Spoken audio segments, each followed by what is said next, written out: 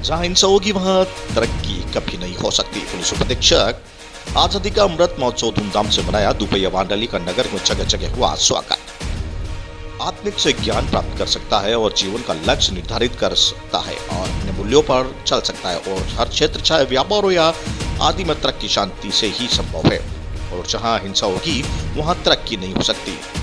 आप उदाहरण के लिए अफगानिस्तान तालिबान का देख सकते हैं। इन लोगों ने गुस्से में अपनी व देश की प्रगति बर्बाद कर दी क्योंकि इन्हीं ज्ञान नहीं है। इस प्रकार का उद्बोधन पुलिस उपाधीक्षक अरुण कुमार शर्मा ने अपने मुख्य अतिथि में तौर पर देते हुए अपने उद्बोधन में आगे कहा कि प्रजापिता ब्रह्मा कुमारी ईश्वरीय विश्वविद्यालय का अच्छा उद्देश्य है शांति का प्रचार करना है और आप लोगों को अच्छा काम कर सकते हैं। वही समाज सेवा में और आगे आए। इस संस्थान ने महिला जरूर नेतृत्व कर रही है, परंतु भाई आदि भी आगे आकर इनके नए कार्य में सहयोग करना चाहिए। वहीं पालिका अध्यक्ष कैलाश बोरा ने संस्था के कार्यों को सराहना करते हुए इन्हें शांति दूत की संज्ञा दी। तो राजस्थान प्रांतीय मारवाड़ी माहेश्वरी समाज की प्रदेश अध्यक्ष श्रीमती मंजू बराड़े ने अपने विशिष्ट अतिथि उद्बोधन में कहा कि युवा व बच्चों को संस्था के जोड़कर उन्हें नैतिक शिक्षा देना जरूरी है। साथ ही बच्चों को घर से घर अंदर अच्छे संस्कार देना चाहिए क्योंकि बच्चे जैसे अपने माता पिता से संस्कार देंगे वैसे ही ग्रहण करेंगे। समारोह की अध्यक्षता कर रही संस्था की जिला संचालिका मीना दीदी ने नेहा दीदी ने संस्था पर परिचय एवं उनके उद्देश्य के अतिथि एवं उपस्थित जनमानस को अवगत कराया। समारोह में अतिथियों द्वारा शिव ध्वज भी लहराया गया। समारोह में अंत में रिद्धि सिद्धि कॉलोनी स्थित संस्थान की स्थानीय संचालिका ब्रह्मा कुमारी निशा दीदी ने सभी अतिथियों को उपस्थित जन समूह का आभार प्रकट करते हुए प्रतिदिन संस्था में मेडिटेशन के माध्यम से स्वर्गीय उन्नति करने का आग्रह किया। इस दौरान जिले में विभिन्न स्थानों से आई ब्रह्मा कुमारी उपस्थित रही। पूर्व उपाधीक्षक अरुण कुमार शर्मा, पालिका अध्यक्ष कैलाश बोरा, डॉक्टर भूपेश दयाल ने संस्था का झंडा दिखाकर दुपहिया वाहन रैली को रवाना किया। रैली रिद्धि सिद्धि कॉलोनी स्थित राठौड़ तेलिया धर्मशाला से प्रारंभ होकर उषा कॉलोनी से पावर हाउस के सामने से होती हुई कालवाइस्तान चौराहा, अस्पताल मार्ग, चंदी मोहल्ला, गर्ल्स स्कूल चौराहा, नई सब्जी मंडी चौराहा, बराड़िया चौराहा, संस्कृत स्कूल तिराहा, बालक चौराहा, स्टेशन तिराहा, भारत दुकान तिराहा, गर्ल्स स्कूल चौराहा, पावर हाउस रोड होती हुई पुणे राठौड़ तेलिया धर्मशाला में जाकर संपन्न हुई, जहाँ संस्कृति आयोजन किया गया। वहीं स्वागत गीत एवं शिव पर शंकर में भेद प्रकट करती हुई मंचासन नाट्य की प्रस्तुति हुई। शहर में दुपहिया वाहन रैली का करीब 1 दर्जन स्थानों पर पुष्प वर्षा कर स्वागत किया। भवानी मंडी से राहुल रावल की रिपोर्ट।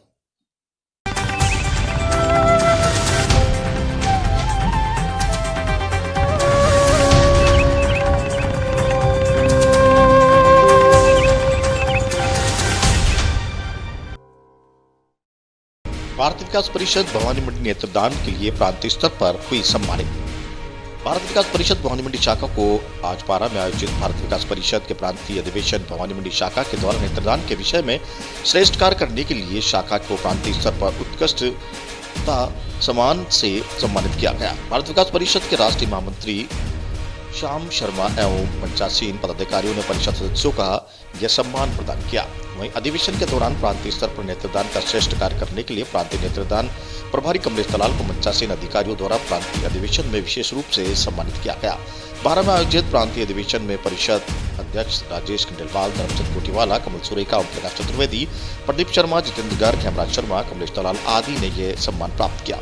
वहीं भारत विकास परिषद शाखा भवानी मंडी को नेत्रदान के अतिरिक्त देहदान संकल्प ने चिकित्सा के वार्षिक कार्यक्रमों का सर्वश्रेष्ठ पोस्टर एवं कोरोना काल में समाज सेवा के श्रेष्ठ कार्य के लिए भी उत्कृष्टता सम्मान दिया गया है। वहीं परिषद ने इस सम्मान का श्रेय सभी भवानी मंडी वासियों को दिया है। परिषद के अनुसार सभी भवानी मंडी वासियों ने सहयोग से ही परिषद लगातार जनसेवा और समाज सेवा के कार्य में अग्रसर है।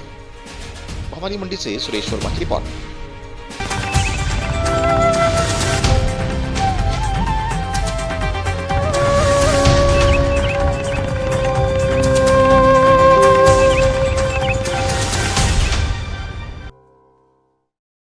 खाटू श्याम के भजनों पर पूरी रात झूमे श्रद्धालु।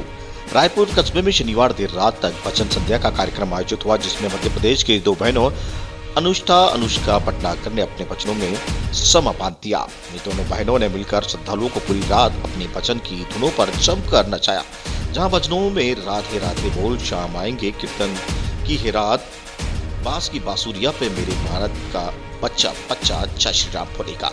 साथ ही अपने नए एल्बम भजन नए फुले बांग के जैसे सुंदर भजनों की प्रस्तुति थी, जहां पहली बार रायपुर से भजन संध्या में पधारी भटनागर सिस्टर ने अपनी मीठी और सुरीली आवाज में शाम प्रेमियों को झुमाया। वहीं कलाकारों द्वारा अपनी प्रस्तुति दी गई। श्रद्धालुओं ने भी मस्ती के साथ भजन संध्या का झूम झूम कर आनंद लिया। रायपुर झालावाड़ से ब्यूरो रिपोर्ट मोहित राठौड़।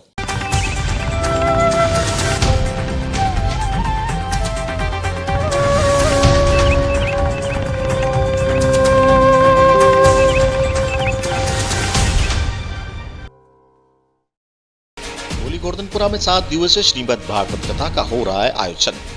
अकलेरा उपखंड क्षेत्र के गोली गोवर्धनपुरा बीच में 7 दिवसीय श्रीमद् भागवत कथा का आयोजन चल रहा है, जिसमें कथावाचक पूजा विरागी नलखेड़ा द्वारा भगवत कथा का मुख्य धारा सुना जा रहा है। जय गोवर्धनपुरा कोढ़ी के बीच प्राचीन शिव मंदिर पर हर वर्ष भांति इस वर्ष भी श्रीमद् भागवत कथा का आयोजन रखा गया, जिसमें समस्त ग्रामवासी का सहयोग रहा। यहाँ पर महाशिवरात्रि पर 21 कुंडल की मां प्रसादी वितरित की जाएगी। जानकारी सरपंच दौलतराम मीणा द्वारा दी गई। अकलेरा से संवाददाता रमेश शर्मा की रिपोर्ट।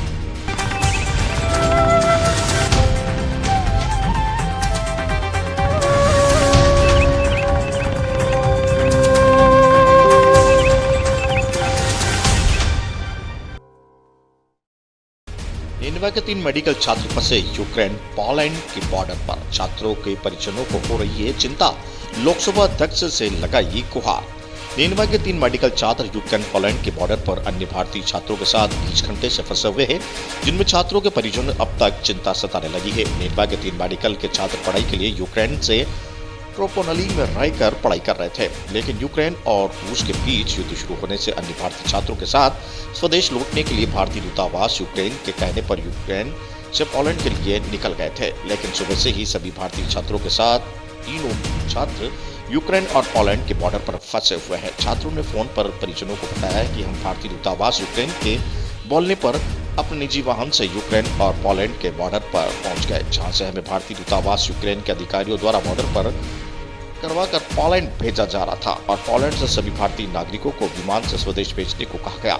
लेकिन अब बॉर्डर पर मौजूद अधिकारियों ने हमें बॉर्डर पर पार करने के लिए मना कर दिया। वहीं वापसी ट्रोपोनली लौट जाने को बोल रहे हैं, जिनसे नेनवा के तीनों छात्रों की अन्य भारतीय छात्रों के साथ करीब 20 घंटे से यूक्रेन पोलैंड बॉर्डर पर फंसे हैं।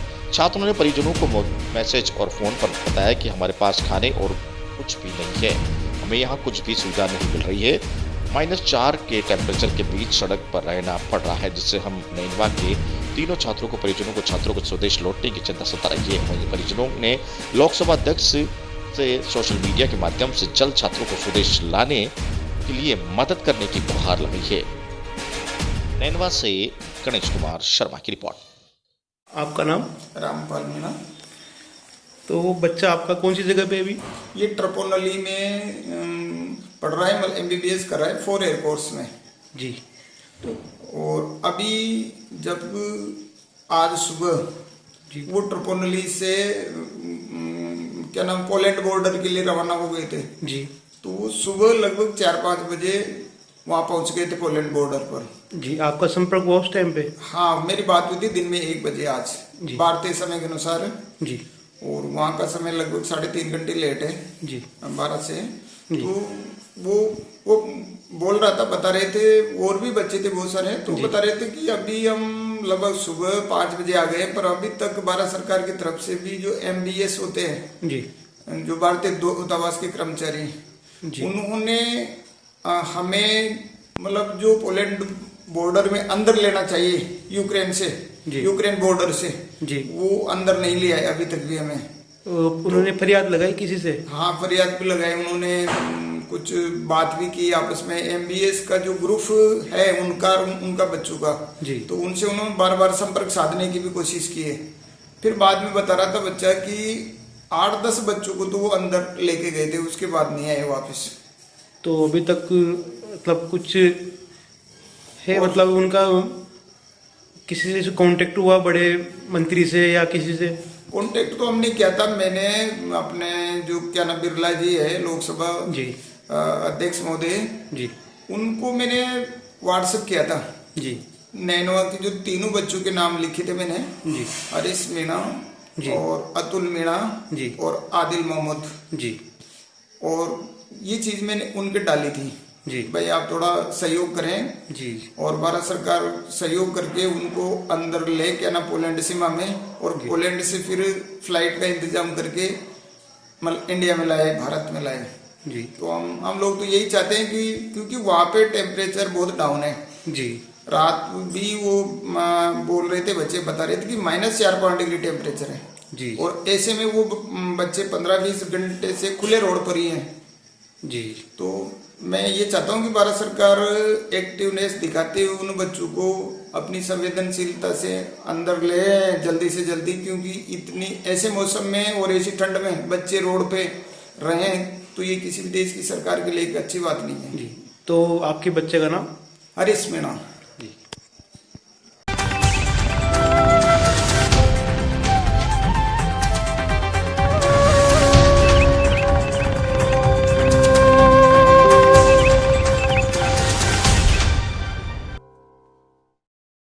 नेनवा उपखंड के बासीदई मार्ग पर सड़क की मांग को लेकर हरिपुरा के ग्रामीणों ने लगाया जाम। नेनवा उपखंड से बासीदई मार्ग पर सड़क की मांग को लेकर ग्रामीणों ने लगाया जाम। करीब 1 घंटे से ग्रामीण जाम लगाकर बैठे। सड़क पर बरसों से 3 किलोमीटर सड़क को डामर सड़क बनाने की मांग को लेकर सरकार और जनप्रतिनिधियों से लगा रहे हैं गुहार, लेकिन वर्षों से मांग पूरी नहीं होने से आक्रोशित ग्रामीणों ने आज दई वासी सड़क मार्ग पर जाम लगा दिया। जानकारी के अनुसार ग्रामीणों ने बताया कि हरिपुरा से बजनेरी पंचायत मुख्यालय से जोड़ने वाली करीब 3 किलोमीटर कच्ची सड़क होने से स्कूल के बच्चों को आने जाने की समस्या का सामना करना पड़ता है। तो वहीं गांव के गर्भवती महिलाओं को अस्पताल तक पहुंचने के लिए गांव तक एम्बुलेंस नहीं पहुंचती है, जिससे ग्रामीणों को सड़क तक पहुंचने के लिए 3 किलोमीटर कच्चे रास्ते से 2 पहिया या पैदल सड़क तक पहुंचना पड़ता है। वहीं बारिश में कच्चे रास्ते से कीचड़ तक जाने से बचना महीनों तक स्कूल नहीं पहुंच पाते हैं। वहीं ग्रामीणों को भी हरिपुरा से बजनेरी पंचायत मुख्यालय पर आवागमन में भारी परेशानी का सामना करना पड़ता है। जाम लगने से दोनों ओर वाहनों की कतारें लग गई। नेनवा उपखंड के बजनेरी पंचायत में लगातार ग्रामीणों की मांग जोरों शोरों पर है। नेनवा बूंदी से गणेश कुमार शर्मा की रिपोर्ट। इस रास्ते का है जो कि मतलब है ना बरसाती टाइम में मतलब स्कूलों को मतलब स्कूली बच्चे मतलब बच्चे स्कूल जाते हैं तो काफ़ी परेशानियां होती हैं। और मतलब किसी की डिलीवरी हो तो एम्बुलेंस को फ़ोन करते हैं ना, तो एम्बुलेंस ठेठ तक गांव तक नहीं पहुंच पाती है। तो इस कारण मतलब 1-2 मौतें हो भी चुकी है पहले। और मतलब वो सब मतलब कीचड़ उचड़ मतलब गाड़ी मतलब मानो मतलब यहाँ तक आना बहुत कठिन है। जाम ही रहता है मतलब 4 महीने तक है ना, कोई भी आना जाना मतलब पैदल भी बहुत मुश्किल से निकल पाते हैं। और स्कूली बच्चे ना जो मतलब मानो 3 महीने बरसात होती है ना, तो 2 महीने तो घर पे रहते हैं। आपका नाम? और अभी ताज़ा घटना मतलब अभी परसों की दिन की घटना है। मतलब हमारे परिवार में जो मतलब उनके घर पे कोई नहीं था, मतलब जो एम्बुलेंस के फ़ोन करते हैं तो एम्बुलेंस देर तक नहीं पहुंच पाती है, इसलिए वेट करते करते कल परसों उनकी मृत्यु हुई है। परसों के दिन भी डिलीवरी पीरियड मतलब नहीं ऐसे ही थे, मतलब पेट दर्द कर रहा था। कोई बुजुर्ग आदमी था जो मतलब है ना मतलब एम्बुलेंस के फ़ोन किया था किसी ने, जो उन्होंने कहा कि वहाँ ठेठ तक नहीं आएगी, वहाँ मतलब रोड तक लेके आओ आप बजनेरी तक। वो लाने वाला कोई नहीं था घर पे। परसों दिन उनकी भी डेथ हो गई। आपका नाम? बिंटू कुमार बंजारा। हमारे ये मामला है कि हमारे गांव का रास्ता है ना, हम स्कूल आते हैं ना तब हमारे को बहुत ज़्यादा परेशानी होती है और बहुत सारे खड्डे भी हैं इसमें, और हमारे को कई बार रोक लगा दिया, फिर भी प्रशासन हमारी कोई भी सुनाई नहीं कर रहा है और हमारे पढ़ने में आने में भी बहुत दिक्कत होती है। कई बार हमको रोक भी लगा दिया, फिर भी हमारी कोई सुनाई नहीं हो रही है। और नाम क्या है आपका? नाम अर्चना मीणा है, कक्षा 11वीं राजकीय उच्च माध्यमिक स्कूल बजनेरी।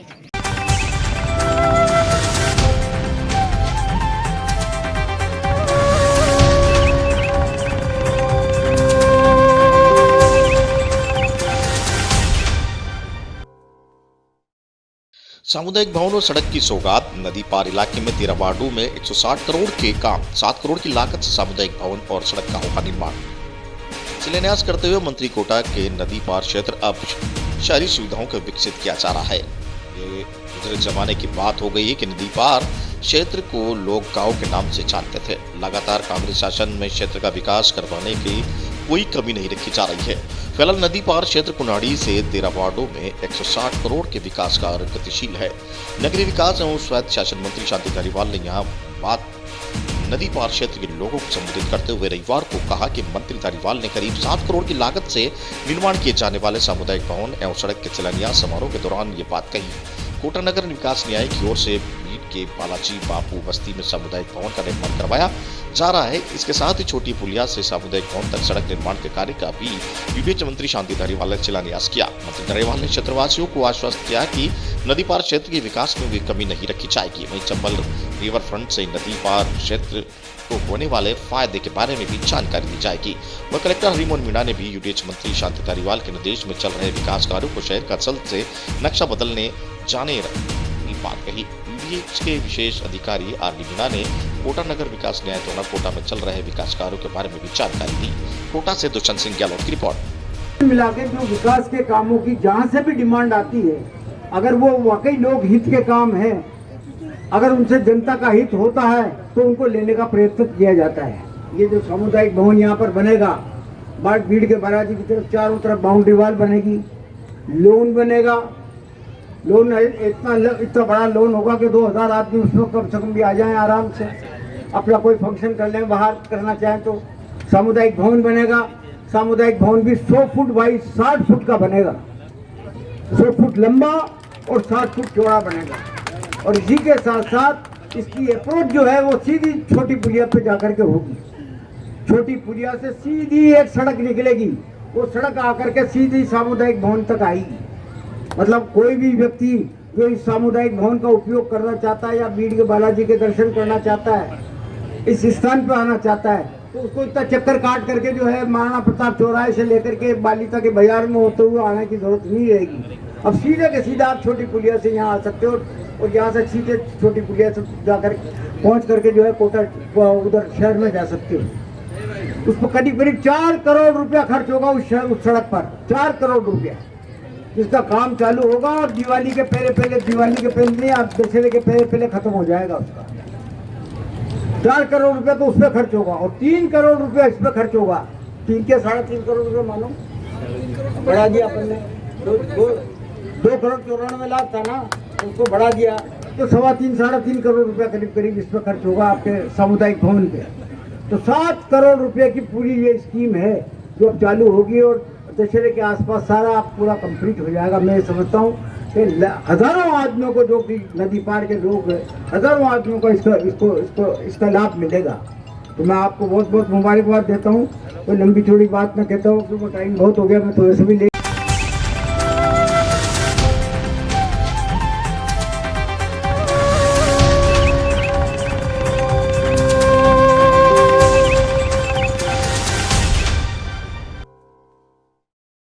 कोटा में पिछले 5 दिनों से चल रहे निःशुल्क सहायता उपकरण शिविर वितरण शिविर का समापन रविवार को हुआ। शिविर में दिव्यांगों को उनकी मदद के लिए अलग अलग उपकरण दिए गए ताकि वे आसानी से अपने जीवन को जी सके। समापन समारोह में यूडीएच मंत्री शांति धारीवाल ने भी शिरकत की। शिविर में 5 दिनों में 2400 से ज्यादा दिव्यांग लोगों को सहायता उपकरण दिए गए। शिविर में दिव्यांगजनों की उनकी जरूरतों के अनुसार उपकरणों को कृत्रिम हाथ, कृत्रिम पैर, जयपुर फूड, कैलिपर्स, ऐसा कि यहाँ व्हीलचेयर, कान से सुनने की machine, digital hearing and tricycle आदि का वितरण किया गया। रोटरी क्लब की तरफ से समापन के दौरान ही 2 व्यक्तियों को उनके बच्चों को किडनी ट्रांसप्लांट के लिए आर्थिक मदद दी गई, जिसमें 1 लाख और 2 लाख के चेक दिए गए। वहीं कार्यक्रम में मंत्री धारीवाल ने कहा कि देश में चुनिंदा संस्थानों भी हैं जो कि मानव सेवा के कार्यों को पूरी शिद्दत के साथ बड़े स्तर पर करने से जुटी हुई है। रोटरी क्लब और उनकी मानव सेवा करने वाली संस्थानों में से एक है। धारीवाल ने दिव्यांगजनों के लिए रोटरी क्लब द्वारा सालों से की जा रही मदद की खुले दिल से तारीफ की। साथ ही राजस्थान सरकार द्वारा विशेष वर्ग के लिए चलाई जा रही जन कल्याणकारी योजनाओं के बारे में भी उपस्थित लोगों को जानकारी दी। मंत्री धारीवाल ने भी दिव्यांगजनों को ट्राइसाइकिल दी और उनसे बातचीत की। कोटा से दुष्यंत सिंह गहलोत की रिपोर्ट।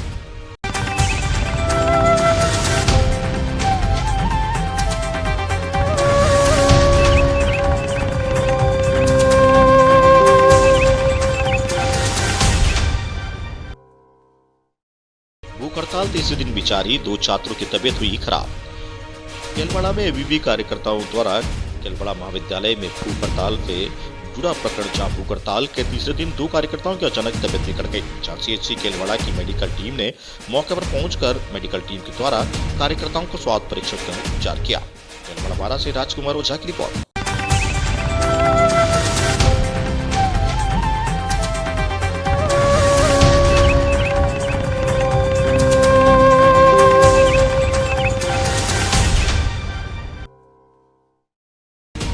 पुरानी पेंशन योजना शुरू करने पर चिकित्सा कर्मियों ने जताया आभार। कोटा के सेवारत चिकित्सक, नर्सिंग ऑफिसर, टेक्नीशियन व चिकित्सा कर्मियों ने पुरानी पेंशन लागू करने पर शांति धारीवाल का आतिशबाजी, ढोल नगाड़ों पर माल्यार्पण कर भव्य स्वागत किया। कोटा के लगभग 15,000 राज्य के 7 लाख कर्मियों को मिलेगी सामाजिक सुरक्षा। सेवारत चिकित्सक, नर्सिंग ऑफिसर, टेक्नीशियन व चिकित्सा कर्मियों संपूर्ण चिकित्सा विभाग द्वारा पुरानी पेंशन लागू करने के पर शांति धारीवाल को उनके निवास पर दोपहर 1 बजे जनसेवक डॉक्टर दुर्गा शंकर सैनी के नेतृत्व में जोरदार आतिशबाजी, ढोल नगाड़ों में माल्यार्पण कर भव्य स्वागत कर खुशी जाहिर की गई। वहीं सही मायने में राम राज्य की व्याख्या को सार्थक किया गया। लगभग कोटा में 15,000 राज्य के 7 लाख कर्मियों को में से सामाजिक सुरक्षा के रूप में पुरानी पेंशन योजना का लाभ मिलेगा। यह ऐतिहासिक फैसला पुनः माननीय जननायक मुख्यमंत्री यूडीएच मंत्री शांति धारीवाल दिल से धन्यवाद व हार्दिक आभार जताया। इस अवसर पर doctor Durga Shankar Saini, Rajesh Amar, doctor Rajmal, doctor Mohan Gautam, doctor Kitar Thakur, doctor Naresh Mehra, doctor Jitendra Rama, doctor Aseem Lokesh Tagi, Vikram Meena, Yogesh Doriya, Pragyanand Gautam, चैन, सविता मालव, अमृता, दर्जनों चिकित्सा विभाग और शिक्षक संघ अम्बेडकर के राजाराम बेगवाल एवं दर्जनों और कार्यकर्ता उपस्थित रहे। कोटा से दुष्यंत सिंह गहलोत की रिपोर्ट।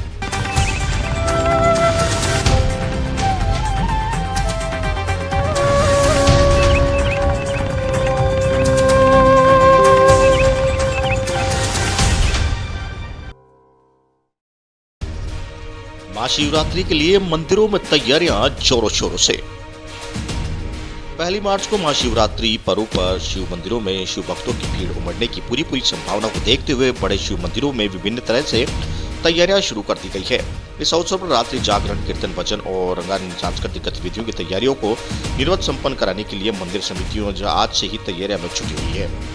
पिंडर घाटी में असेट सिमली व देवपुरा पर्वत शिखर पर विराजमान सुप्रसिद्ध महामृत्युंजय महादेव मंदिर में 2 दिवसीय महाशिवरात्रि पर भी तैयारियां हैं। इस बार सांस्कृतिक गायक और उनकी टीमें रंगारंग कार्यक्रमों की प्रस्तुति देगी। स्थानीय स्कूली छात्र छात्राओं, महिला मंगल दलों, युवक मंगल दलों एवं महामृत्युंजय महादेव मंदिर समिति के 33 गांवों की उपग्राम समितियों में कार्यकर्ताओं के रंगारंग सांस्कृतिक कार्यक्रम की प्रस्तुति भी दी जाएगी।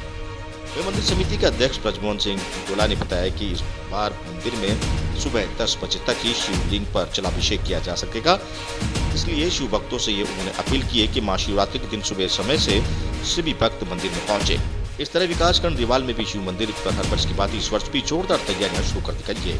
मंदिर स्थल की साफ सफाई और मेला स्थल की साफ सफाई और पंडाल की दुकानों को लिए भीड़ बड़े स्तर पर लोगों ने तैयारियां कर 1 मार्च को इंतजार कर रहे हैं। इस बार देवाल में भी लोक गायक, दर्शक, परवण और लोकायिका हेमा साकी राशि शिरकत करेगी। थराली से सुरेंद्र नेत्रा की रिपोर्ट।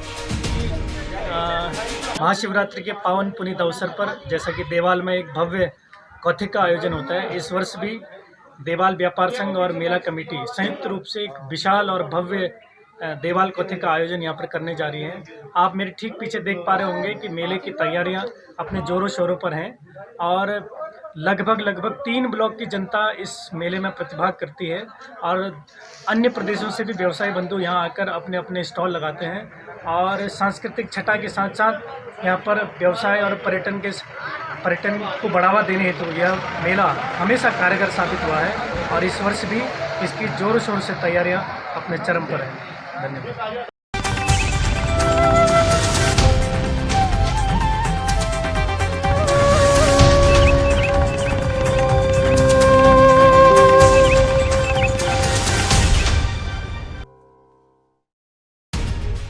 दो बूंद हर बार पोलियो पर जीत रहे बरकरार।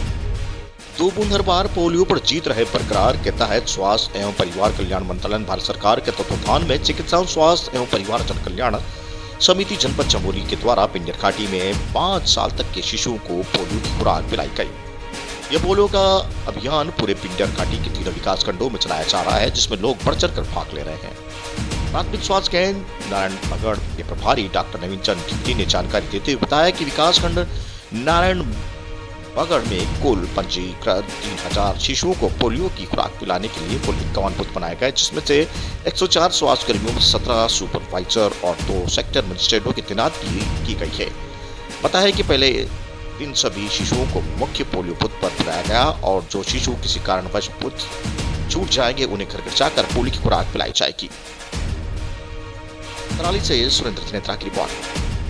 नाम रुचि भट्ट है और मैं पीएससी नारायणबगड़ में एएनएम के पद पर कार्यरत हूँ। आज 27 फरवरी को पोलियो का प्रथम चरण है और ये 3 दिन तक चलेगा। दूसरे दिन होम विजिट होगा और तीसरे दिन मकानों पे नंबरिंग होगी। आज हम यहाँ पे अभी 70 डोज पिला चुके हैं बच्चों को। 25 बच्चे यहाँ पे लक्ष्य निर्धारित किया गया है और उसमें से 70 हो चुके हैं। हमारा जो पल्स पोलियो प्रोग्राम है, ये हमारा पूरे भारतवर्ष में जो आज चल रहा है पल्स पोलियो प्रोग्राम, इसमें हमारे ब्लॉक के अंतर्गत हमारे द्वारा 51 बूथों का पर पल्स पोलियो जो पिलाया जा रहा है। इसमें हमारे कुल 104 बूथ कर्मी लगे हुए हैं और अन्य हमारे 17 हमारे सुपरवाइज़र हैं, 2 हमारे सेक्टर मजिस्ट्रेट हैं और 1 हमारे नोडल ऑफिसर हैं और कुल हम लगभग 3000 बच्चों को हम लक्ष्य रखा हमने पल्स पोलियो पिलाने का। सभी बच्चे यहाँ पे केंद्र में आके पोलियो या घर घर जाके चाहिए? हमारा ये प्रोग्राम 3 दिन का चलता है। पहले दिन में हम बूथ पे बच्चों को पिलाते हैं और हमारा उद्देश्य ये है कि पहले दिन में बूथ कवरेज हमारा लगभग ज़्यादा से ज़्यादा हम बूथ पे पिलाना चाहते हैं। बाकी जो बच्चे छूट जाते हैं या बहुत छोटे बच्चे होते हैं जो नहीं आ पाते हैं, उनको हम दूसरे और तीसरे दिन घर घर जाके बच्चों को पिलाते हैं। कुछ संदेश देना चाहूँगा? मैं आपके चैनल के माध्यम से ये संदेश देना चाहता हूँ कि सभी लोग बढ़ चढ़कर इस राष्ट्रीय प्रोग्राम में हिस्सा लें और सब अपने 5 साल तक के बच्चों को ज़्यादा से ज़्यादा बूथ पे लाके पोलियो ड्रॉप पिएं ताकि हम पोलियो मुक्त भारत की कल्पना कर सकें।